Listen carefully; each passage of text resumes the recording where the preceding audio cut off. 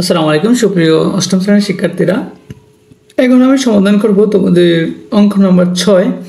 তো বলা আছে একটি স্বাস্থ্য কেন্দ্রের 100 রোগীর বয়সের শ্রেণীব্যক্তি ও ক্রমযুক্ত গণসংখ্যা তালিকা থেকে শ্রেণী অনুসারে রোগীর সংখ্যা নির্ণয় করো।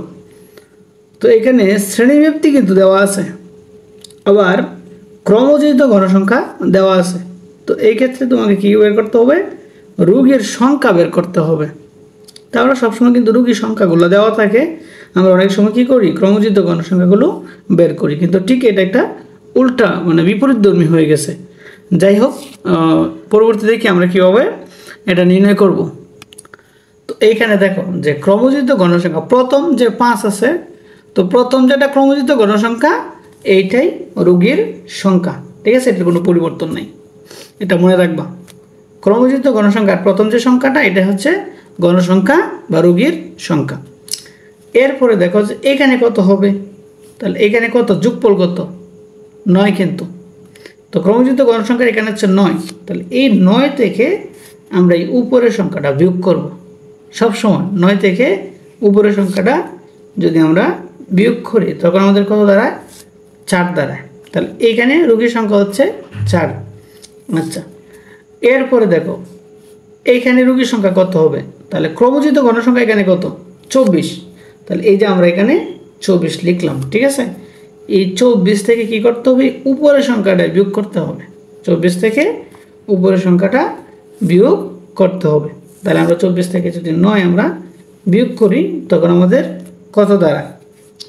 তো এখানে হচ্ছে 13, ঠিক আছে? সরি, এখানে 15 হবে। হ্যাঁ, আমরা যদি 24 থেকে 9 বিয়োগ করি আমাদের 15 হবে, আমাদের বিয়োগটা একটু ভুল হয়েছে। হ্যাঁ, এরপরে দেখো এখানে হচ্ছে কি 41 থেকে এই 24 বিয়োগ করতে হবে। তো আমরা যদি 41 থেকে 24 বিয়োগ করি তখন আমাদের কত হয়? 17, ঠিক আছে? আবার কি করবা? এখানে কত? 68। এই 68 আগে লিখবা। এই 68 থেকে উপরের সংখ্যাটা বিয়োগ করবা। উপরের সংখ্যাটা বিয়োগ করলে আমাদের কত হয়? 7 আর হচ্ছে 2, 27। এরপরে কি করবা? এখানে কত? 85 আগে লিখবা। এখান থেকে উপরের সংখ্যাটা বিয়োগ করবা। তাহলে উপরের সংখ্যাটা যদি আমি বিয়োগ করি তখন এখানে হচ্ছে 17। এরপর হচ্ছে দেখো এইখানে, তাহলে আমরা 100 প্রথমে লিখব, এখান থেকে বিয়োগ করব উপরের সংখ্যাটা কত? 85। যদি আমরা বিয়োগ করি এখানে হচ্ছে 15।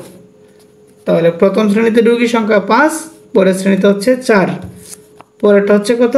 15, পরে 17, পরে হচ্ছে 27, এরপরে 17, এরপর হচ্ছে 15। এ হচ্ছে তোমাদের 6 নংয়ের সমাধান। এরপরে আমি সমাধান করব তোমাদের 7 নংয়ের। তো বলা হচ্ছে নাগরী বাজারের 100টি দোকানের দৈনিক লাভের পরিমাণের চকটি হল।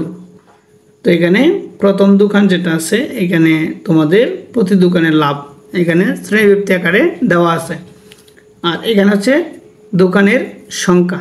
তো প্রথম যেটা বলছে প্রদত্ত তথ্যের আলোকে ক্রমযুক্ত গণসংখ্যা সারণী তৈরি করো। তো দেখো আমরা যদি ক্রমযুক্ত গণসংখ্যা সারণী তৈরি করি তাহলে যে লিখলাম, হ্যাঁ, তো প্রথম হচ্ছে প্রতিটি দোকানের লাভ, এটা লিখলাম। এরপর হচ্ছে দোকানের সংখ্যা, এরপর হচ্ছে ক্রমযুক্ত গণসংখ্যা। প্রথমে 10, এই যে লিখলাম 10। এরপরে কি করব? 10-এর সাথে 16 যোগ করে এই শ্রেণীতে লিখব 26। এরপরে এখানে কি যোগফল হচ্ছে 26, এই 26-এর সাথে 28 যোগ করে এই শ্রেণীতে লিখব 54। আবার এই 54 সাথে 22 যোগ করে এখানে লাগবো 76। আবার এই 76-এর সাথে এখানে 18 যোগ করে এখানে লাগবো 94। আবার এই 94-এর সাথে 6 যোগ করে এখানে লাগবো 100। তাহলে এটা হচ্ছে আমাদের ক্রমযুক্ত গণসংখ্যার সারণী।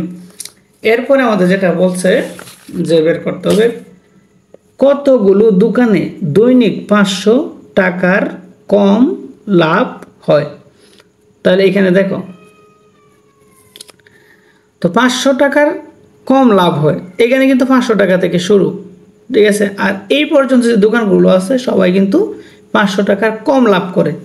এরা 300 থেকে 350 টাকা লাভ করে, এরা 350 থেকে 400 টাকা লাভ করে, এরা 400 থেকে 450 টাকা লাভ করে, আর এরা, ঠিক আছে, 450 থেকে 500 টাকা পর্যন্ত লাভ করে। কিন্তু 500 টাকার উপরে হচ্ছে 500 থেকে 550 পর্যন্ত। তাহলে 10, 16, 28 এবং 22 এই সবগুলো যোগ করলেই পাবো যে কতজন 500 টাকার নিচে ইনকাম করে বা লাভ হয়। তাহলে আমরা যদি এখানে 10, 16, 28 এবং 22 একসাথে যোগ করি তখন হয় 76। হ্যাঁ, এই 76টি দোকানে কিন্তু 500 টাকার নিচে ইনকাম বা লাভ করে। তাহলে এখানে দেখো যে 500 টাকার কম লাভ করে এমন দোকানের সংখ্যা 450 থেকে 500 শ্রেণী পর্যন্ত ক্রমজিত গণসংখ্যার মান। তাহলে দেখো 450 থেকে 500 পর্যন্ত ক্রমজিত গণসংখ্যার মান কত? 76। ক্রমজিত গণসংখ্যার মান 76। সুতরাং 76টি দোকানে 500 টাকার কম লাভ হয়। এ হচ্ছে তোমাদের 6 নং এবং 7 নংয়ের সমাধান। ধন্যবাদ সবাইকে। আসসালামু আলাইকুম, গুড নাইট।